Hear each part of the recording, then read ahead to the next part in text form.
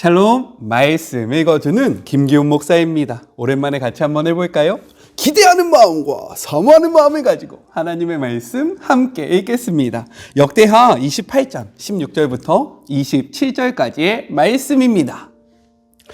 그쯤에 아하스 왕은 아시리아 왕에게 사람을 보내어 직접 도움을 구했다. 에돔 사람이 다시 쳐들어와서 유다에 엄청난 타격을 입히고 많은 사람들을 포로로 잡아갔기 때문이다. 엎친 데 덮친 격으로 블레셋 사람이 서쪽 구릉지대와 남쪽 광야의 성읍들을 습격하여 베세메스, 야엘론, 그데롯과 소고, 딥나, 김소와 그 주변 마을들까지 점령하여 그곳에 들어와 살았다. 교만한 아하스 왕은 마치 하나님의 도움이 없어도 된다는 듯 행세하여 타락을 전염병처럼 퍼지게 했다.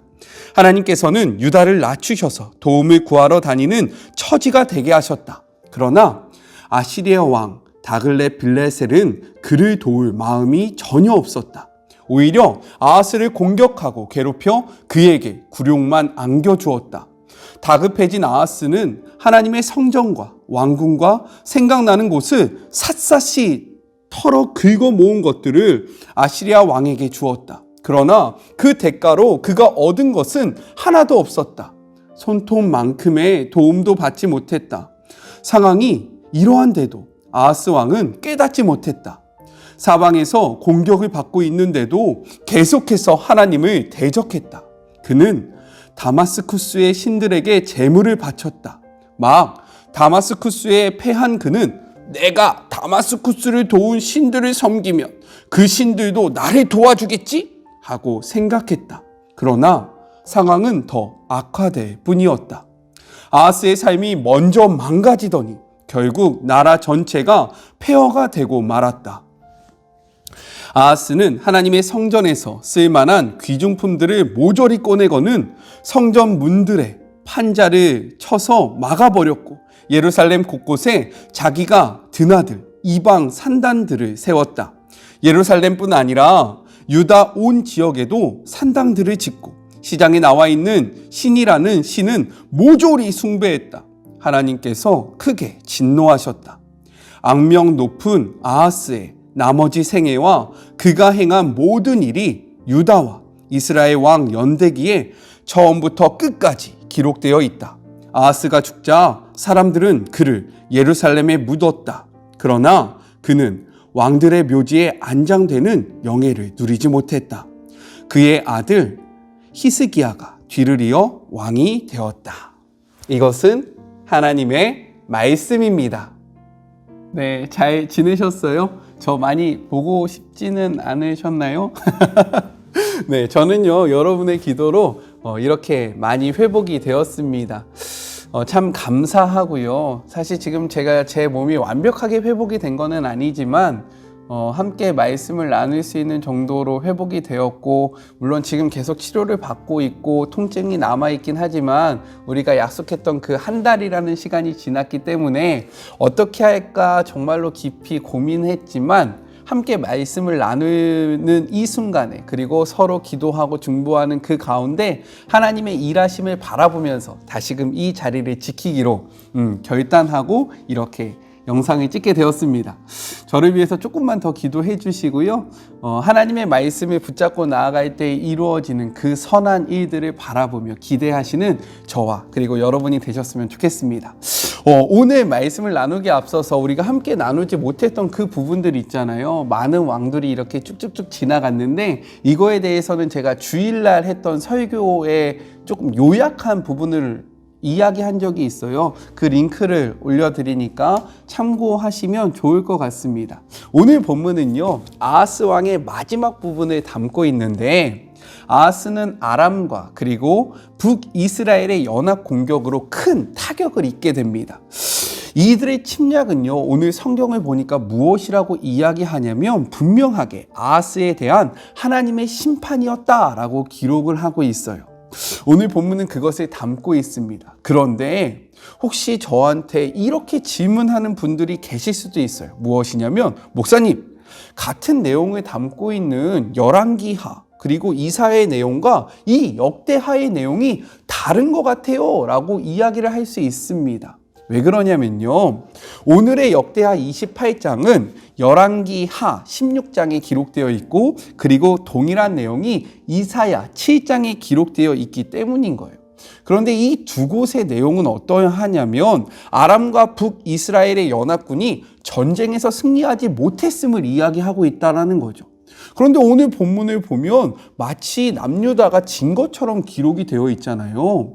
어떻게 같은 내용인데 이렇게 다른 결과가 있을 수 있나 궁금할 수 있다라는 겁니다. 이것을 발견하는 눈이 있는 분들은요, 성경을 자세히 읽은 분들이고, 그리고 성경을 깊이 묵상하신 분들이라서 참 칭찬하고 싶습니다. 대단한 거예요.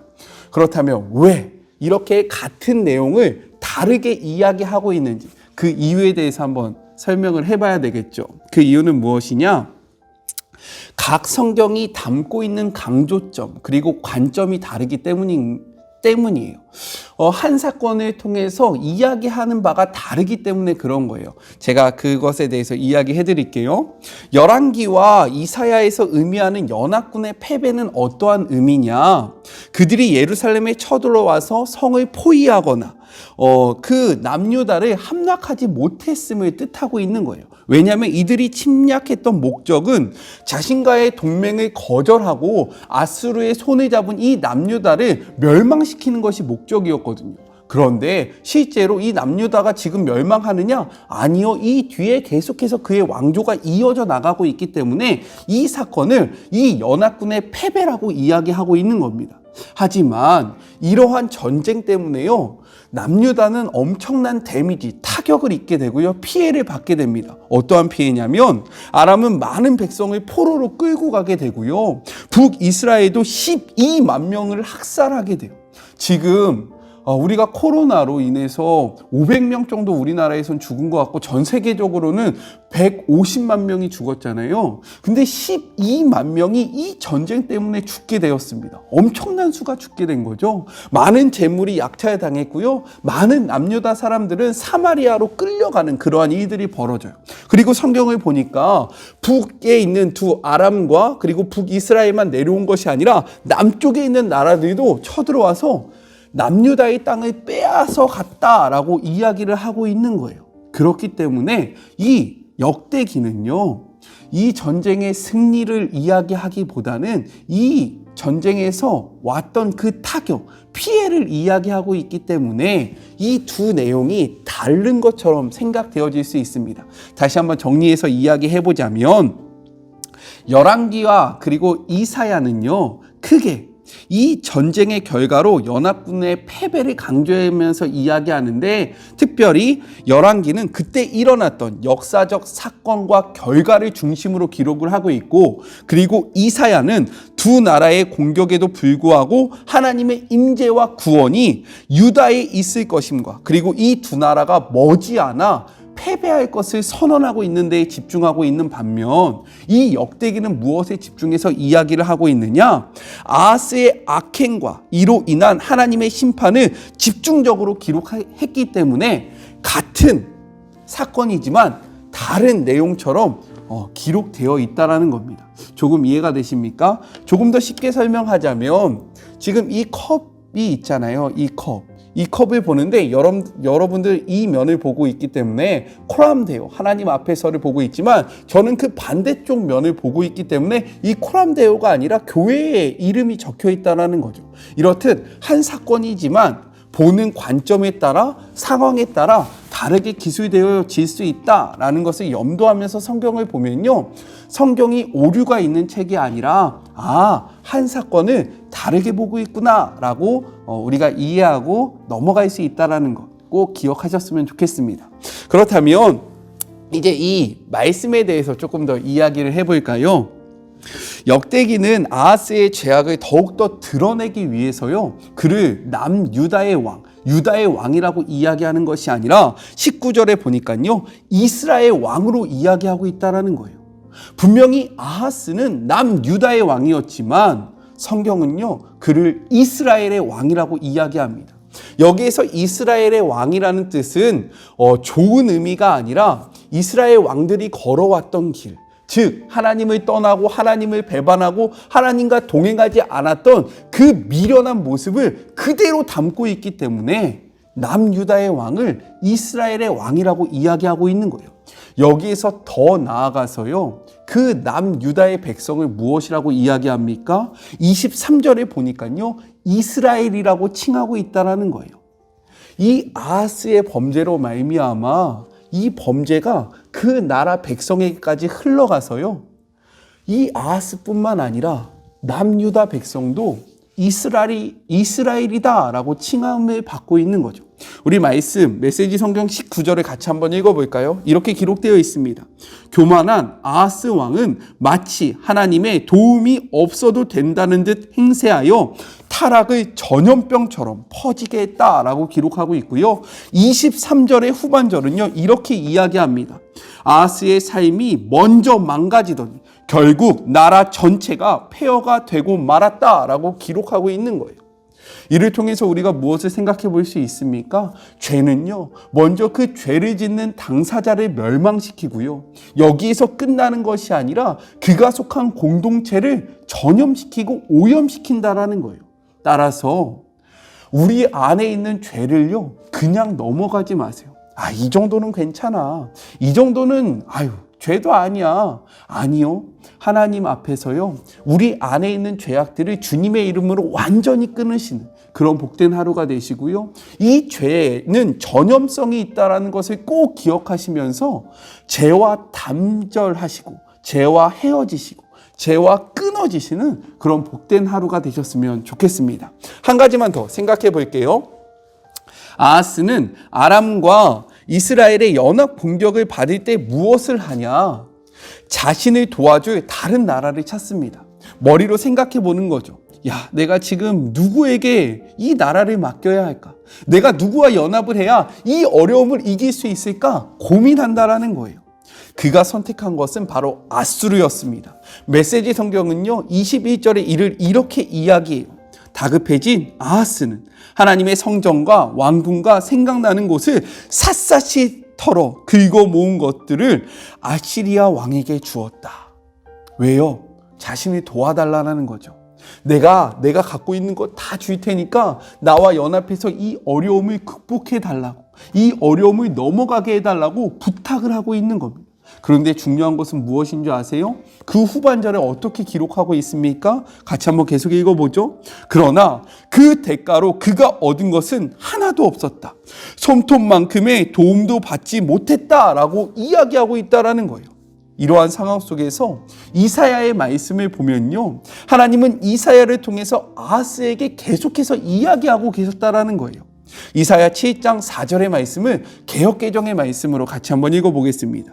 그에게 이르기를 너는 삼가며 조용하라. 르신과 아람과 르말리아의 아들이 심히 노할지라도 이들은 연기나는 두 부지갱이 구루터기에 불과하니 두려워하지 말며 낙심하지 말라고 분명하게 말씀하셨다라는 거예요. 이 상황 속에서 지금 아하스가 아수르를 찾기 전에요, 하나님의 분명한 메시지가 있었다는 겁니다. 두려워하지 말라. 놀라지 말라. 잠잠하라. 왜? 내가 너와 함께하고 내가 너를 도와줘서 이 공격에서 승리하게 할 것이니까 너는 나를 의지하라 라고 다가오셨고 이야기하셨고 함께 하셨다라는 거예요.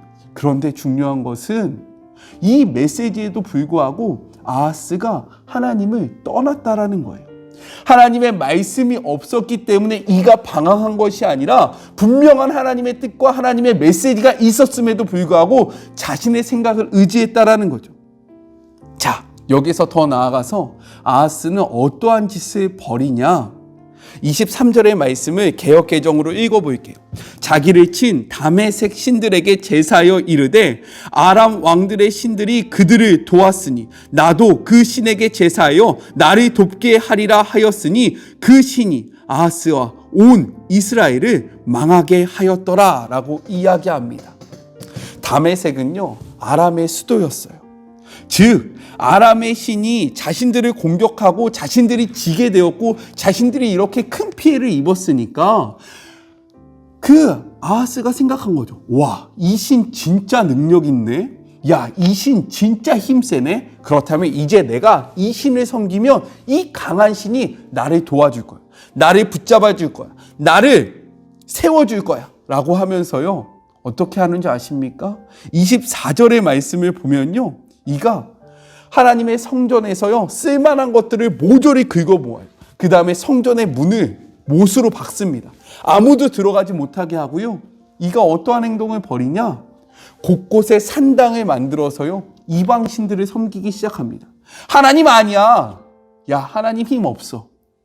누가 힘이 있냐면 내가 보니까 야, 다메섹의 저 신이 능력이 진짜 커. 야, 힘이 완전 커. 그러니까 앞으로 우리나라는, 우리 민족은, 우리 국가는 다메섹 신을 섬길 거야. 왜? 우리가 다메섹 신한테 졌잖아 라고 이야기하고 있다는 것입니다. 그런데 중요한 것은 무엇이냐? 세상적인 관점으로 보면요. 이 판단이 틀린 판단이 아닌 것처럼 보인다라는 거예요. 지금 나의 힘이 부족하니까 아수르를 붙잡는 것. 그리고 우리가 지금 이 능력이 많은 신한테 졌으니까 우리도 이 신 앞에 제사하는 것이 논리적으로 보면요. 합당해 보이고요. 세상의 법칙과 세상의 관점으로 보면요. 그럴싸해 보인다라는 거예요. 하지만 중요한 것은 무엇이냐? 우리가 믿는 하나님은요. 우리가 생각하는 논리를 뛰어넘으시는 하나님이라는 거예요. 세상의 법칙에 갇혀 계신 하나님이 아니라 세상이 흔히 이야기하는 그 논리 속에 머물러 계신 것이 아니라 이 논리와 세상의 법칙을 훨씬 뛰어넘는 분이 바로 우리의 하나님이라는 거예요. 우리가 역대기를 저와 함께 묵상하지 못했지만 계속해서 봤잖아요. 여호사밧의 행동이 무엇이었습니까? 전쟁이 일어났을 때 그가 먼저 군사들을 모은 것이 아니라요. 하나님을 찬양하는 찬양대를 구성하고요. 전쟁의 최앞선에 그 찬양대를 앞서 세우잖아요. 그들이 하나님을 찬양하니까요. 어떠한 이들이 벌어집니까? 대적들이요. 사라지고요. 죽음을 맞이하게 됩니다. 이것은 우리의 생각과 논리로 절대 맞지 아니하는 행동이에요. 하지만 하나님은 지금까지 이 역사를 보면 성경의 기록을 보면 논리를 뛰어넘어서 세상의 이치를 뛰어넘어서 세상의 그러한 생각을 뛰어넘어서 역사하셨다라는 거예요. 하나님은 무에서 유를 창조하시는 분입니다. 이 아하스의 말씀을 통해서 이 아하스 왕의 모습을 통해서 우리에게 이야기하는 거예요. 너는 세상이 이야기하는 그 세상의 법칙을 쫓아갈 것이냐? 아니면 내가 이야기하는 그 법칙을 쫓아올 것이냐? 여러분은 무엇을 선택하시겠습니까? 오늘의 말씀을 반면교사 삼아서요. 어떠한 상황 속에서도 하나님의 말씀을 꽉 붙잡는 그런 주의 모든 자녀들이 되었으면 좋겠습니다. 아셨죠? 우리 같이 기도할까요? 하나님 감사합니다. 이 자리에 오니까요. 너무 감사합니다. 이 자리에 오니까요. 다시금 힘이 납니다. 이렇듯 우리의 회복은요. 하나님의 말씀에 있고 우리가 하나님의 말씀을 가까이 할 때 우리의 삶의 방향성과 목적이 정해짐을 고백합니다. 아하스 왕의 모습을 통해서 우리가 깨달았습니다. 정말로 상황에 그리고 논리적 그런 판단에 우리의 행동이 달라지는 것이 아니라 어떠한 상황 속에서도 하나님의 말씀을 믿는 것, 하나님과 동행하는 것이 우리에게 중요하다는 사실을 가슴 깊이 깨달을 수 있도록 주님 붙잡아 주시고 우리도 동일하게 세상 속에서 살아갈 때에 세상의 법칙과 그리고 세상이 이야기하는 그 이치와 논리적 판단에 우리의 삶을 맡기는 것이 아니라 미련해 보이고 바보스러워 보이고 정말로 그 앞길이 보이지 아니할지라도 믿음으로 하나님의 말씀을 선택하는 주의 모든 자녀들이 되게 하여 주시옵소서. 말씀을 다시금 나눕니다. 하나님, 이 시간 가운데 동행하여 주시고 세상 속에서 하나님의 자녀로서 그리스도인으로서 기독교인으로서의 정체성을 잊지 않는 주의 모든 자녀들이 되게 하여 주시옵소서. 함께 하실 주님을 기대하며 예수님의 이름으로 기도드립니다. 아멘. 오늘 하루도 하나님의 말씀과 동행하시면서 힘내시고요. 저를 위해서 조금 더 기도 많이 해주셨으면 좋겠습니다. 저는 조금 더 나은 모습으로 내일 찾아뵙도록 할게요. 오늘도 주님 안에서 힘내세요. 사랑하고 주님의 이름으로 축복합니다. 우리 내일 만나요. 안녕. 오늘도 수고하셨습니다.